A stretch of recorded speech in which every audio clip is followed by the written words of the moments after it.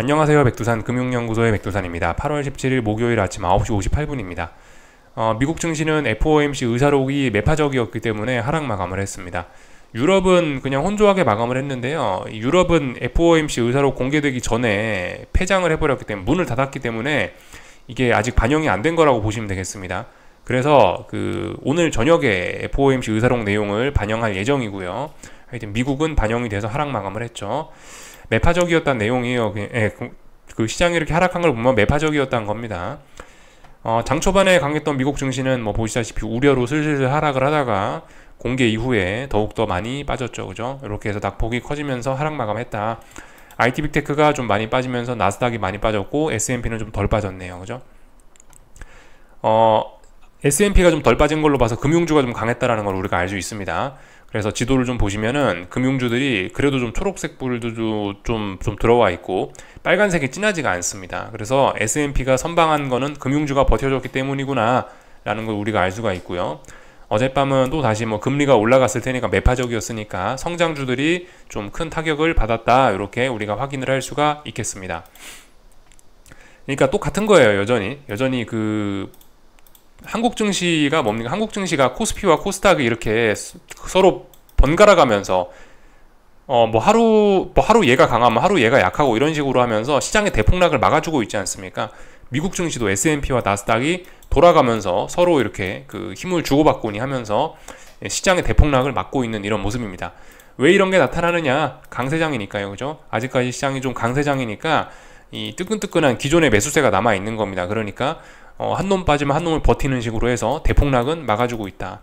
지금은 계속해서 말씀드리지만 어떤 간절기입니다. 간절기. 계절이 슬슬 변해가고 있는 시점이고, 물론 이제 어제서야 입동으로 들어간, 어제서야 겨울이 시작된 그런 증시들도 있긴 있습니다만, 아직까지 세계 증시 전반은, 아직까지도, 그리고 큰형님은 아직까지 뜨끈뜨끈한 게 많이 남아 있습니다. 아직까지 얘네는 상승장이란 말이죠. 유럽, 미국 아직 하락 전환 안 됐습니다. 그렇기 때문에 뭐 이런 돌아가면서 패는 게 이런 게 가능하지 않나 싶습니다. 이런 건 순환매라고 할 수는 없죠. 그냥 순환매는 종목들이 이렇게 돌아가면서 시장이 잘 올라가는 걸 순환매라 그러고, 지금 시장은 하락을 하고 있으니까 뭐 이런 걸 순환매라고 하긴 좀 뭐 할 것 같고, 하여튼 뭐 순환매 비스무리한 그런 개념으로 좀 생각을 하시는 게 좋을 것 같아요. 지금 간절기다. 근데 거의 이제 뭐 끝이 와가는 것 같다라는 생각은 듭니다. 계절이 거의 바뀌어가지 않냐라는 생각은 들어요. 그래서 하락 마감했고 하락 종목수 많고 이런 모습입니다. 의사록 내용 좀 살펴봐야 되겠는데요. 보시다시피 일단 그죠? 연준 의사록 때문에 금리가 치솟는 등 굉장히 매파적인 내용이었다라는 거 우리가 이런 걸 보면서 알 수 있습니다. 의사록의 주요 내용은 여전히 용인할 수 없을 정도로 높은 인플레가 유지되고 있으며 2% 목표치를 향해 가고 있다는 확신을 위해 추가적인 증거가 필요하다라는 것입니다. 이게 주된 내용이죠. 이것 때문에 금리가 치솟고 시장이 하락 마감을 한 거죠. 이게 이제 어쨌든 주된 내용입니다. 여전한 우려, 긴축 우려, 인플레 우려, 이런 것들이 어떤 주된 내용이고요. 근데 이제 주된 내용만 볼 수는 없고 좀 우린 부가적인 내용도 좀 같이 살펴봐야 될 것 같아요. 그 외에도 뭐라고 했냐면은 양면적인 위험을 고려해야 된다라고 하고 있습니다. 양면적인 위험이 뭐냐면은 지나치게 긴축을 했을 때와 긴축을 안 했을 때의 그 위험, 그죠? 과도한 긴축에 대한 위험, 그런 것도 있기 때문에 그 균형을 맞추는 게 중요하다라는 이야기도 했습니다. 굉장히 매파적인 내용 있었긴 있었는데 그 매파적인 내용을 일부 중화시켜주는 비둘기파적인 내용도 약간은 있는 겁니다. 이렇게 볼 수가 있겠어요. 물론 어젯밤에 금리가 치솟고 주식시장이 떨어진 걸 보면 시장은 이거에 주목을 한 겁니다. 그죠? 긴축적인 내용에 주목을 한 거예요. 긴축적인 내용, 이것이 인플레와의 싸움이 계속되어야 한다는 것이 주된 내용이었습니다. 지금 제가 일부는 과도한 긴축 우려를 했다, 뭐 이런 이야기들을 또 다른 이야기를 좀 보여드리는 이유가 지금 말씀드렸다시피 간절기란 말이죠. 간절기. 계절이 변해가고 있어요. 금융시장, 주식시장만 방향이 이렇게 바뀌어가고 있는 게 아니고 연준의 통화정책도 서서히 이렇게 지금 전환되려고 하는 그런 시점이기 때문에 그렇기 때문에 일부는 뭐 물론 여전히 매파적인 이야기가 주된 이야기지만 한편으로는 또 이렇게 좀 비둘기파적인 이야기들이 슬슬 섞여 나온다고요. 그래서 어떤 이런 그 연준 사람들의 그런 발언의 강도의 차이가 조금씩 나고 있다라는 거를 좀 말씀드리고 싶었습니다. 간절기이기 때문에 이런 게 가능하다라는 겁니다. 금융시장도 이렇게 슬슬 지금 간절기, 계절이 바뀌어가고 있는 거고요. 다들 끝은 보입니다. 연준의 긴축 사이클이 끝날 것이라는 그런 끝부분, 터널의 끝이 좀 보이기 시작한 거고, 금융시장의 추세 전환도 슬슬 이제 끝이 좀 보여가긴 합니다. 주식시장 상승의 끝 이런 게 좀 보여가긴 합니다. 그렇지만 아직도 완전히 전환된 것은 아니죠. 지난번에 연준의 긴축적인 그런 스탠스 여전한 거고, 주식시장의 강력한 그런 상승세, 물론 최근엔 힘이 빠졌지만 아직도 유효하다는 겁니다. 지금은 전환기다라는 거를 우리 잊지 말아야 되겠습니다. 전환기이기 때문에 혼란스럽다. 올라가고자 하는 놈들도 있고 내려가고자 하는 놈들도 있고, 그렇기 때문에 아직 힘이 완전히 일방적으로 정해진 게 아니기 때문에 움직임이 좀 느릿느릿하고 움직임이 좀 더러울 수 있다. 움직임이 굉장히 좀 더러울 수 있다. 이런 이야기를 드리고 있는 거죠. 그잖아요. 입추가 지났다고 해서 가을이 입동이 됐다라고 해서 겨울이 됐다라고 해서 바로 폭설이 오고 바로 막 영하 10도로 떨어지고 이게 아니라고요. 그죠? 겨울이 시작된 이후에도 영하 10도가 떨어지고 막 폭설이 오고 이러려면 시간이 많이 걸리는 겁니다. 이런 식으로 좀 느긋하게 생각을 해야 되겠다 말씀을 드리고요. 다른 이야기도 몇 가지만 좀 더 짚고 넘어가자면, 상업용 부동산에 관한 위험 이런 거 인식하고 있다라는 이야기가 나오고 있고요. 그리고 긴축이 너무 좀 강하면은 미국 경기가 급속히 둔화될 수도 있다라는 그런 이야기를 하고 있습니다. 근데 보시다시피 어쨌든 주된 포인트는 이겁니다. 연준은 지금 경기 침체 없다라고 일단 인정하고 있어요. 23년에 경기 침체 없고 24년 5년에나 돼야 경기가 좀 둔화되지 않을까라고 하고 있습니다. 여전히 미국 경제는 강하다라는 인식은 깔려 있는 거예요. 근데 미국 경제가 강하다라는 게 지금 호재로 작용하고 있지는 않죠. 미국 경제가 너무 강하기 때문에 금리가 치솟고 있고, 그것 때문에 시장이 벌벌 떨고 있는 상황이죠. 그래서 지금 제가 데이터로 지금 아직 준비를 해놓지는 않았는데, 애틀란타 연은인가에서 추정하는 GDP 이런 자료를 보면요, 미국 GDP가 5% 성장한다라는 그런 이야기도 있습니다. 일본이 며칠 전에 6% 성장했다라고 발표했죠. 미국은 5% 가까이 지금 성장할 수도 있다라고 지금 그렇게 전망치가 나와 있어요. 그러니까 미국 경제는 그만큼 강하긴 강한 겁니다. 그리고 어제 밤에 발표된 여러 가지 경제 지표들도 보시면 미국 경제가 튼튼하다라는 거를 잘 보여주고 있고요. 부동산 관련된 이런 지표들 굉장히 좋고, 산업 생산 관련된 이런 지표들 굉장히 전반적으로 다 좋은 모습입니다. 그렇기 때문에 미국 경제 강하다라는 것도 다시 한번 확인이 되고 있죠. 근데 미국 경제가 좋은 게 지금은 악재로 작용하고 있다. 미국 경제가 좋으니까 인플레와의 싸움이 길어지고 있고, 그로 인해서 금리가 치솟고 있고, 그래서 시장이 이제 부담을 느끼고 있다. 금리가 치솟고 그러다 보니까 연체율과 부도율이 높아지고 있고, 금리가 높다 보니까 은행들도 망해가고 있고, 참 상황이 참 독특합니다. 미국 경제는 좋은데 은행들은 불안하고, 한편으로 또 중국 경제는 또 안 좋고, 참 그죠? 세상 일이 참 복잡하게 돌아가고 있습니다. 참 중국 관련해서는 지금 중국이 사실 경제가 안 좋잖아요. 그죠? 지표 나오는 것도 그렇고 금리 인하하고 있고, 사실 중국 경제가 안 좋은 게 지금 어쩌면 연준 입장에서는 더 좋은 걸 수도 있어요. 만약 여기서 중국 경제까지 좋았어 봐요. 그러면은 큰일 나겠죠. 인플레가 어마어마하겠죠. 그죠? 지금 그나마 중국이 디플레이를 수출하고 있는 것일 수도 있습니다. 중국 경제가 안 좋으니까요. 그러니까 미국 인플레가 이 정도일 수도 있다는 생각도 해보긴 해야 됩니다. 물론 그렇다고 지금 중국이 경제 안 좋은 게 호재냐? 그건 아닙니다. 중국이 경제 안 좋은 건 분명히 유럽 증시, 미국 증시, 한국 증시, 지금 증시와 세계 경제에 악영향을 미치고 있어요. 그렇지만 이게 너무 한쪽으로만 봐서는 안 된다고요. 중국 경제가 안 좋은 게 한편으로 미국의 인플레를 낮추는 작용도 하고 있구나라는 거 정도는 우리가 머릿속에 넣어놔야 될 부분입니다. 악재이나 그런 역할도 하고 있다 정도는 알고 넘어가야 될 것 같습니다. 요까지 말씀을 좀 드렸고요. 이쯤에서 좀 한 가지 좀 체크할 게 있는데, 이 10년물 금리가 2008년 내에 최고를 기록했다라고 합니다. 그래서 10년물 국채 금리의 좀 장기적인 내용을 좀 우리가 한번 볼 필요가 있을 것 같아요. 그 전에 잠시 일봉 좀 먼저 보자면은 이런 상황입니다. 자, 전고점, 사실 여기가 이제 정말 중요한 건 사실 고점이긴 한데요. 저는 개인적으로 고점에 그렇게 큰 의미를 부여하지는 않고, 저는 시가와 종가에 좀 더 무게를 둬서 해석하는 편입니다. 그래서 사실상 이제 전고점, 역사적 고점에 해당하는 자리는 여기라고 봅니다. 대략적으로 4.23, 4.24 정도가 되는 자리인데, 대략적으로 그 자리인데요. 4.23, 4.24 이 자리를 2거래일째 지금 돌파 한착을 해놓은 상황입니다. 금리가요. 그렇기 때문에 이건 레벨업 됐다라고 일단 봐주시면 될 것 같고요. 그러나 제 생각은 그렇습니다. 이게 일반적인 케이스라면은 높은 확률로 여기 어딘가에 조정이 필요합니다. 그리고 검증이 필요해요. 진짜 이 자리를 돌파 한착했는지. 물론 현실적으로 봤을 때 이 자리 돌파 한착한 게 맞는 것 같습니다. 레벨업 됐다라고 사실상 믿는 게 맞는 것 같긴 한데요. 그럼에도 불구하고 돌다리는 두드려 봐야 되겠죠. 2, 3거래일 정도 제 생각엔 검증은 필요할 것 같습니다. 너 진짜 레벨업 한 거 맞아? 일단 지금 레벨업 됐어요. 레벨업 됐는데 진짜 레벨업 한 게 맞는지 검증의 과정 정도는 좀 거칠 것 같고요. 또 그리고 무거운 저항 여기잖아요. 여길 돌파 한착하면서 지금까지 최근 몇 거래일 동안 힘을 좀 많이 쓰면서 달렸기 때문에 힘을 충전하는, 더 상승하기 위해서라도 힘을 충전하는 그런 과정이 필요하다라고 생각을 합니다. 이게 이제 높은 확률로 일어날 수 있는 케이스를 좀 말씀드리는 거고, 높은 확률이 아니고 그럼 낮은 확률도 있을 수 있어요.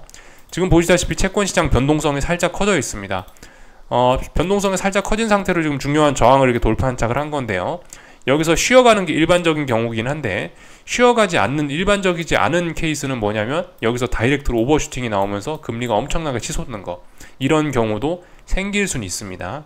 근데 제 생각에 이렇게 되려면은 뭔가 다른 이슈가 필요할 것 같아요. 여기서 오버슈팅이 나타나려면 뭔가 이슈, 뭐 미국의 신용등급 강등이 뭐 또 한 번 된다든가, 뭐 물론 그런 일은 낮을 거라고 보는데, 하여튼 뭔가 이런 큰 이슈가 있어야 이런 오버슈팅이 있을 수 있다라고 봅니다.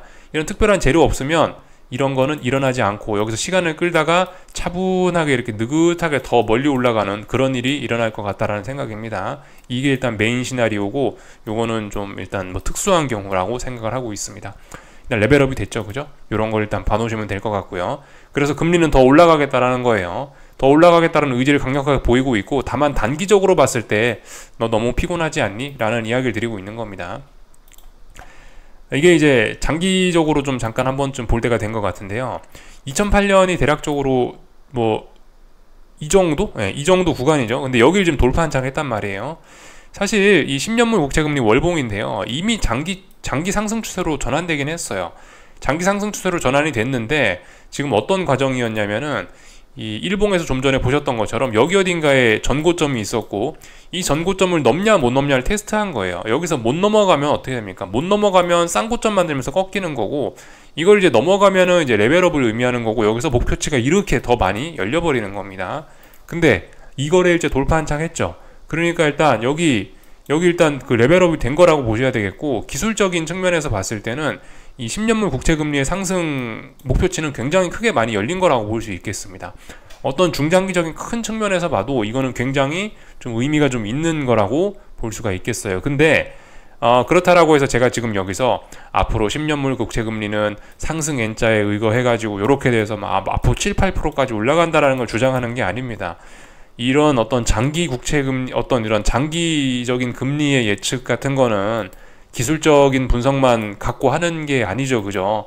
이런 거는 어떤 인문학적인 뭐 그런 것도 좀 뭐 필요합니다. 예를 들면은 뭐 인구라든가, 아니면 뭐 그 나라의 경쟁력이라든가, 뭐 그 나라의 성장률이라든가, 다양한 뭐 아니면 또 뭐 주변 나라들의 통화 정책이라든가, 여러 가지 것들이 고려가 돼서 이런 건 예측을 해야 되는 거기 때문에, 지금 기술적으로 일단 직전 고점을 돌파한 차에서 레벨업이 됐다라고 해서 물론 상승 목표치 열렸고 더 올라갈 수 있긴 한데, 그렇다라고 해서 목표치를 무리하게 높게 잡고 이제 앞으로 무조건 우린 이제 앞으로 계속 고금리의 시대에 살 거야 라고 예측하는 거는, 그렇게 장기금리 전망을 하는 거는 적합하지 않다라고 봅니다. 좀 별로 합리적이지 못한 생각인 것 같아요. 말씀드렸다시피 지금 뭐 장단기 금리라든가 이런저런 것들 고려할 게 좀 많이 있기 때문에, 연체율, 부도율 이런 거 말씀드리죠. 지금 이 금리는 제가 생각하기에는 시장 참가자들이 이거를 감내할 수 없는 높은 금리예요. 그렇기 때문에 이게 오래 갈 거라고 생각은 하지는 않고 있습니다. 다만 근데 어쨌든 분명히 의미는 있을 것 같아요. 이렇게 금리가 올라간다라는 게 일단 어쨌든 그 기술적 분석에 의미가 있다라고 봐요. 이런 것 때문에 금리가 앞으로 7, 8% 올라간다라는 주장은 못해도, 이런 걸 보면서 야, 그래도 지금까지 우리가 수십 년간은 금리가 낮아지는 좀 편안한 시대에 살았다면은, 그래도 이제 서서히 이제 좀 금리가 좀 부담이 되는, 이제 우리는 이제 뭐 그런 시대에 사는 게 아닐까라는 생각 정도는 좀 해봐야 되는 겁니다. 여기서 바로 막 금리가 이렇게 올라가는 가능성 이런 거보다는요, 뭐 금리가 이제 뭐 상승 추세로 전환이 됐으니까 앞으로 뭐 수십 년간에 걸쳐서 서서히 이렇게 금리가 올라가는, 계속해서 이제 우리는 좀 금리가 높은 상황에 사는 게 아닌지, 뭐 이 정도 생각 정도는 해볼 수 있다라는 거죠. 그러니까 계속해서 말씀드리지만 뭐든 제한적인 해석을 해야 되는 겁니다. 어딘가를 돌파 한착했고 레벨업이 됐으니까 무조건 투기적인 측면에서 이제 급등이다 뭐 이러면서 이제 큰 기대를 가지면은 실망할 수가 있다라는 겁니다. 그래서 일단 뭐 개인적으로는 그래요. 개인적으로는 지금 이렇게 금리가 좀 이거 많이 올라가고 그러고 있어도 지금이 금리 인상 후반전이기 때문에, 그죠? 말씀드렸다시피 긴축 사이클이 끝나가는 그런 과정이기 때문에 계속 이렇게 가진 않을 것이다 라는 생각이 들고요. 다만 이제 이렇게 많이 이렇게 올라가고 있기 때문에 다음번에 연준이 무슨 일이 생겨서 금리를 낮춘다라고 하면, 금리 인하를 한다라고 한다면은 얘는 뭐 조만간 떨어지겠죠. 다만 이제 근데 떨어지긴 떨어지는데, 이번에 이렇게 많이 올랐기 때문에 이번에 다시 얘가 제로 부근까지 가는, 이번에 얘가 전저점을 붕괴시키진 않겠지, 이런 생각 정도는 하고 있습니다.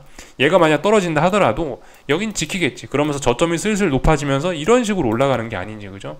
저점이 슬슬 높아져가면서 이런 식으로 올라가는 게 아닌지, 이 정도 생각은 하는 게 뭐 괜찮지 않나 싶습니다. 그래서 어쨌든 이런 금리의 상승은 의미가 있긴 있습니다. 일단 이 정도 이야기를 드렸고, 하여튼 금리가 이제 앞으로 많이 올라갈 거라고 지금 이야기를 하고 있습니다. 주식시장에서, 채권시장에서 이렇게 일단 이야기를 했는데, 이렇게 된다면 한 가지 더 생각할 게 있죠. 이제 그 장단기 금리차 정상화, 그거를 좀 생각을 해봐야 되겠습니다.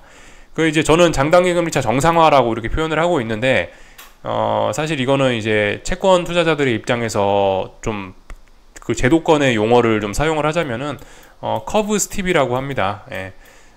커브 스팁. 그러니까 그 수익률 곡선이 요렇게 있죠. 채권 수익률 곡선이 이렇게 있는데, 이 수익률 곡선이 이렇게 가파르게 될 거라는 겁니다. 이게 장단기 금리차 정상화를 의미하는 거고, 커브 스팁이라는 표현을 씁니다. 앞으로 금리가 계속해서 장기 금리가 이렇게 올라갈 거라면은 커브 스팁이 될 것이라는 걸 우리가 좀 어느 정도 좀 예상을 할 수 있겠죠. 물론 이거 예전부터 말씀드렸어요. 장단기 금리차 차트 보여드리면서 장단기 금리차를 봐라, 다중바닥형 찍고 지금 바닥 테스트는 여러 번 했으니까 이거 추세 전환 가능성 충분히 있다라 말씀드렸죠. 10년물하고 3개월물 국채 금리는 이미 상승 추세로 전환돼서 서서히 정상화가 되고 있고요. 커브 스팁 이미 진행되고 있고요. 근데 10년물 국채 금리가 저런 모습을 보이니까 커브 스팁, 이 장단기 금리차의 정상화는 더욱더 탄력을 받지 않을까라는 생각을 우리가 해볼 수 있겠습니다. 이게 정상화되는 과정에서 주식시장은 굉장히 안 좋은 모습을 보였죠. 어느 정도의 확률로? 100%의 확률로 지금까지는요. 물론 이 정말 커브가 이게 정상화가 되려면 이 연준의 금리 인하가 동반이 돼야지 이게 이제 진짜 커브 스팁이 진짜 커브가 스팁해지면서 완전 정상화가 되면서 뭐 그런 모습이 나타나긴 하는데요. 어쨌든 뭐 아직까지 지금 금리 인하를 기대할 만한 그런 때는 아니긴 한데, 하여튼 그랬다. 지금까지 무슨 일이 있었든 간에 일단 이 커브가 정상화될 때, 커브가 스팁해질 때, 장단기 금리차가 정상화가 될 때 주식시장은 큰 위기에 빠졌었다라는 건데, 일단 정상화가 시작되긴 한 것으로 보입니다. 이런 점까지 우리는 생각을 하면 좋을 것 같아요. 그래서 채권시장 이야기를 좀 했고요. 하여튼 그죠? 금리가 올라가는 것 때문에 주식시장이 발작을 하고 있습니다. 그래서 이 오버슈팅도 나올 수 있기 때문에 좀 잘 봐야 되는 그런 자리긴 합니다. 오버슈팅 안 나올 거라면 쉬어가야 된다. 이 정도 이야기 드리면 될 것 같고요. 그래서 이제 미국 증시 이야기 조금 좀 하면 좋을 것 같습니다. 기술적인 이야기들 좀 하면 기술적인 이야기 조금만 하면 될 것 같은데, 나스닥 중요한 지지선은 어디죠? 14,850, 800, 그죠? 대략적으로 그 자리 말씀드렸습니다. 여기 이날 종가 보시면 돼요. 6월 26일 종가 14,860 이 정도 자리가 중요한 지지선입니다. 여기 붕괴시키면 이제 나스닥도 하락 추세로 전환이에요. 근데 아직은 전환된 게 아니죠. 아직은 차분히 잘 빠지고 있습니다. 물론 매일매일 1%씩 빠지니까 낙폭이 좀 큰 것 같긴 하지만, 나스닥은 원래 변동성이 좀 크기 때문에 사실 아직까지는 괜찮습니다. 딱히 힘을 과도하게 쓰고 그런 거 아니고 잘 빠지고 있는 거예요. 5일선과 이격도 이런 거 보세요. 그죠? 5일선 잘 따라 내려오고 있고, 천천히 잘 빠지고 있는 겁니다. 문제 없어요. 그래서 일단 전환 가능성이 보이고 있습니다. 그러나 잘 생각해 봐야 되는 게, 붕괴되기 전까지는 지지선입니다. 붕괴되기 전까지는 지지력이 살아있는 거죠. 붕괴될지 안 될지는 모르는 겁니다. 확인은 해봐야 된다. 이 정도 말씀드리면 될 것 같고요. S&P도 아직 강하죠. S&P도 아직까지 강한 모습입니다. 여기 얘도 6월 26일날 여기 종가 붕괴돼야 하락 추세 전환인데, 아직까지 한참 남았습니다. 여유롭습니다. 이런 모습들 확인할 수 있겠다. 이 정도까지를 보면은 될 것 같습니다. 근데 하여튼 여기서 우리가 좀 봐야 되는 거는, 지금 미국 증시가 그 의미 있는 반등이 없이 지금 빠지고 있어요. 그래서 여기 고점 덩어리 S&P입니다. 여기 고점 덩어리 하나 만들어냈고, 지금 여기 이쪽에서는 의미 있는 고점이라고 찾을 수 있는 게 없습니다. 근데 굳이 의미 있는 고점이라고 찾자면 여기 있는 이 자리, 8월 10일 날 만들어낸 고점 이런 자리 정도가 좀 의미 있는 고점이 될 수 있을 것 같아요. 그렇다면 우리도 모르는 사이에 여기서 지금 다중고점형을 만들어내고 있는 그런 과정일 수 있습니다. 삼중고점형 혹은 이렇게 해서 쌍고점 이런 걸 만들어내고 있을 수 있는데 지금 보시면 고점이 굉장히 급격히 낮아지고 있다는 겁니다. 이렇게 강했었는데 불구하고 반등다운 반등이 하나도 없이 지금 줄줄 빠지고 있다는 거예요. 이런 식으로 고점이 낮아진다라면은 생각보다 하락으로 전환됐을 때 이 하락이 굉장히 커질 수도 있다는 걸 생각을 해봐야 되겠습니다. 이 정도. 나스닥도 비슷하죠? 나스닥도 보시면 의미 있는 반등이 없어요. 의미 있는 꼭지점이라고 할 수 있는 게 잘 없습니다. 그래서 생각보다 지금 여기서부터 고점이 이렇게 이 정도 각도로 고점이 낮아졌는데 이번에 고점 낮아지는 속도가 지금 훨씬 더 가팔라지고 있습니다. 이런 거 잘 봐야 되겠습니다. 매도세가 조금씩 강해지고 있구나. 이런 거를 우리가 눈치를 채야 되겠습니다.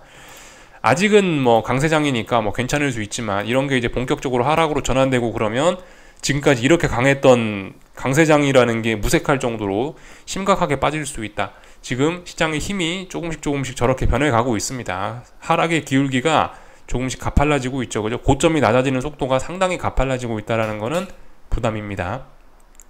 요까지 봤고요. 하여튼 그래서 뭐 잘 빠지고 있다. 결과적으로 어젯밤에도 뭐 어쩌고저쩌고 했지만 결과적으로 금리가 올라서 그죠? 금리가 올라갖고 주식시장이 빠졌다. 이렇게 보시면 될 것 같고요. 솔직히 뭐 이런 생각도 하긴 해요. 만약에 금리가 뭐 이렇게 많이 오르고 있지 않았다라면은 주식시장은 아마도 긴축 위험 균형이 중요하다. 과도한 긴축 우려한다. 이거 보면서 야 비둘기파적이다 이러면서 주식시장 올랐을지도 모른다는 생각이 듭니다.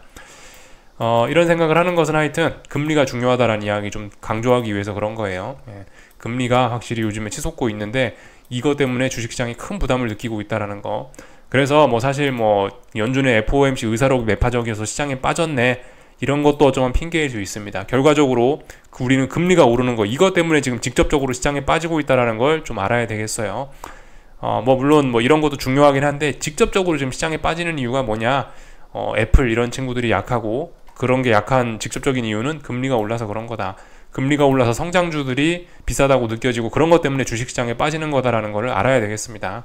말씀드렸다시피 그죠? 선풍기 날개 그려가면서 설명드렸죠.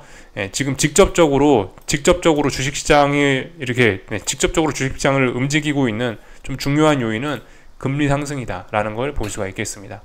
확실히 구조적으로 변화가 나타나서 뭔가 좀 큰 일이 벌어지고 있습니다. 요까지 좀 살펴봤고요. 하여튼 그 지난 일들을 좀 생각을 해보면 재밌는 것 같습니다. 뭐 그렇게 뭐 경기가 좋다 뭐 그러면서 주식시장 참가자들이 연준은 이제 뭐 연내 금리 인하할 거야 뭐 그러고 연준은 계속해서 금리 인상할 거야 하면서 다이버전스 엄청나게 크게 나타났죠. 연준의 생각과 시장 참가자들의 생각이 다리가 엄청나게 많이 찢어졌더라고요. 서로 생각 차이가 엄청나게 강했더라고요. 근데 결과적으로 누가 이기고 있나? 지금 관점에서는 연준이 이기고 있는 것 같습니다. 그죠? 시장 참가자들의 생각이 지고 있고 연준의 생각이 이기고 있는 것 같아요. 우린 계속해서 긴축한다. 아직도 인플레 너무 강하다. 결과적으로 연준 생각대로 계속 가고 있습니다.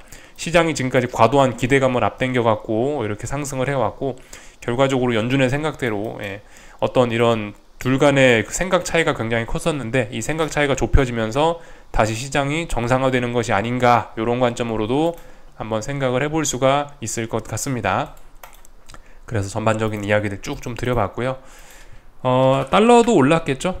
달러도 올랐을 겁니다. 뭐 미국 경제가 좋다, 미국이 긴축한다.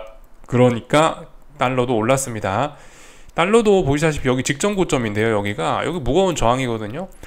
사실 한 번쯤 좀 쉬어가야 되지 않나라는 생각을 하긴 해요. 뭐 물론 지난번에 여기서 이미 힘을 많이 모았기 때문에 이거를 기반으로 해서 여기에서 안 쉬어가고 올라갈 수 있다 뭐 이해는 되긴 되는데요. 근데 어쨌든 무거운 저항이고 여기 위에도 무거운 저항이 있기 때문에 어쨌든 제 생각엔 이 달러의 상승세는 좀 주춤해야 되는 게 맞지 않나 싶습니다.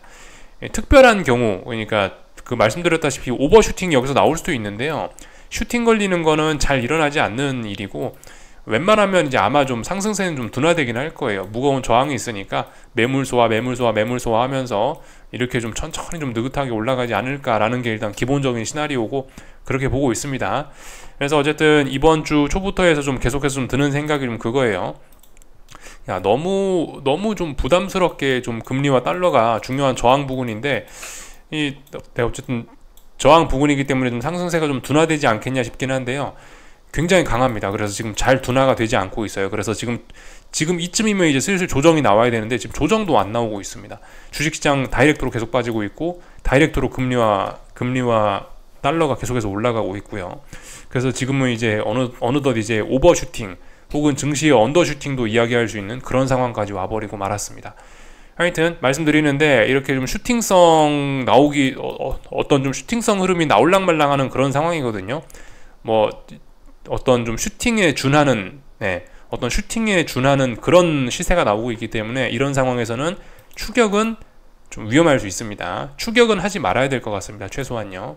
뭐든지 달러를 사시든지, 뭐 금리가 올라간다에 베팅을 하시든지, 증시가 하락한다에 베팅하시든지, 하여튼 지금 가는 방향으로 베팅하기는 다소 부담이 있는 그런 상황이라 보여집니다. 위험이 좀 큰 것 같습니다. 지금은 이제 기존 보유자분들이 뭘 하시는 자리이지, 지금은 뭐 신규로 뭘 하는 거는 아닌 것 같다라는 생각이 듭니다. 하여튼 그래서 잘 가고 있습니다. 요까지 좀 살펴봤고요. 애플 잘 빠지고 있죠, 그죠? 애플 지지력 없습니다. 지금 그래서 이 직전 저점 이런 자리 붕괴시키면은 여기서 이렇게 빠졌던 것처럼 또 와르르 한번 더 무너질 수 있습니다. 애플 주의해야 됩니다. 그리고 애플도 그죠? 이 미국 증시 모습처럼 똑같습니다. 다중고점형 뭡니까? 한 이 정도까지 올라와서 이렇게 쌍고점 이렇게 만들어내는 게 일반적인 모습이긴 하나, 지금 반등이 안 나오고 있어요. 그럼 고점이 이렇게 낮아질 줄 알았는데 이렇게 낮아지는 거죠. 굉장히 강력한 매도세가 등장한 것일 수 있습니다. 하여튼 애플 무너지면 나스닥 위험하겠죠, 그죠? 조심해야 됩니다. 그리고 저기 뭐 반도체 지수라든가 이런 것도 지금 급락을 하고 있어요. 이렇게 되면 다 그 8월 14일날 장대 항공 완전 다 되돌렸죠. 이렇게 되면 계속해서 하락하겠다라는 겁니다. 중요한 자리는 여기죠. 6월 6일날 만들어 놓은 저점, 제 생각 이 자리로 보는 게 맞을 것 같습니다. 5월 26일날 저점으로 보는 게 더 맞을 것 같아요. 5월 말에 만들어 놓은 이 자리 지지력이 있는데요. 이 자리가 붕괴돼야 이제 하락 추세로 전환이라고 이야기하겠습니다. 아직은 아닙니다. 하여튼 근데 추가적인 하락 가능성 열렸죠, 그죠? 양봉이 속임수였구나, 이런 걸 확인을 했습니다. 엔비디아가 약했던 모양이죠, 그죠? 저런 모양인 거 보니까. 근데 엔비디아도 비교적 잘 버티고 있긴 하네요. 이 보세요. 이런 게 이제 일반적인 모습이라고요. 이런 게 교과서적인 모습이죠.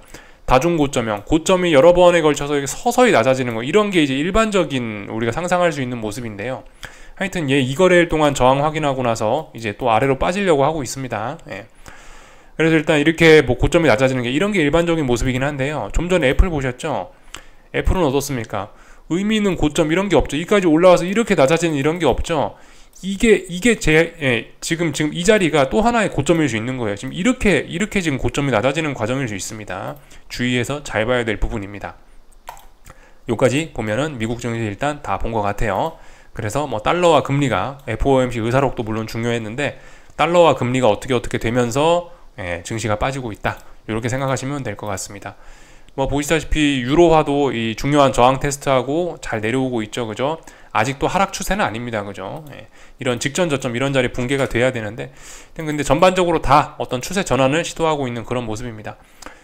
국제유가는 요즘에 이제 주식시장 분위기가 안 좋고 중국 증시 안 좋다 이러니까 좀 하락을 하고 있는데요. 잘 봐야 될 것 같습니다. 이게 조정이라기에는, 이게 상승 중 조정이라기에는 조금 좀 센 것 같습니다, 제 생각에는요.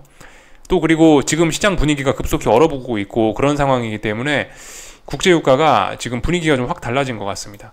여기 돌파 한착하면서 레벨업 시도하면서 완전 중장기적인 상승 추세의 전환 가능성을 기대했었는데, 지금 그 전환 가능성이 좀 급격히 낮아지고 있긴 하죠. 미국 경제가 좋은데 이렇게 되는 건 좀 아니다. 혹은 뭐 달러가 강세이기 때문에 지금 이렇게 국제유가가 내려오는 것일 수도 있는데요. 국제유가는 어쨌든 계속해서 올라가기에는 지금 좀 많이 빠졌습니다. 의심은 해봐야 될 것 같아요. 지금 뭐 중국 경제도 안 좋다, 뭐 그런 이야기들 나오고 있으니까 이런 부분은 좀 의심해봐야 될 것 같습니다. 아직까지는 눌림인데요. 여기 직전 저점, 제 생각엔 여기라고 보시면 될 것 같습니다. 79 붕괴되면요, 79 붕괴돼서 안착해버리면은 다시 박스권에 갇힐 수 있습니다. 이렇게 박스권이죠, 국제유가. 다시 박스권 갇힐 수 있습니다. 79는 상승하기 위해선 반드시 지켜줘야 되는 그런 자리라고 보여집니다. 요까지 보면 될 것 같아요. 구리 가격 이런 거 당연히 안 좋죠, 그죠? 요까지 보면은 다 봤습니다. 그래서 이제 한국 증시 보시면은 잘 빠지고 있네요. 오늘도 보시면 그래요. 근데 코스피 급락하니까 코스닥도 버티고 있죠. 아직까지도 그 지난번에 은은했던 그런 온기가 남아 있는 겁니다. 물론 코스피는 완전히 하락 전환됐죠. 하락 굳히기 들어가고 있습니다. 그렇지만 너무 단기적으로 낙폭이 좀 과한 것 같긴 합니다. 말씀드렸죠. 만약에 제가 단타하는 사람이었다면 어제 일부 비중 축소하고 오늘까지 비중 축소하겠다라는 이야기 드렸죠.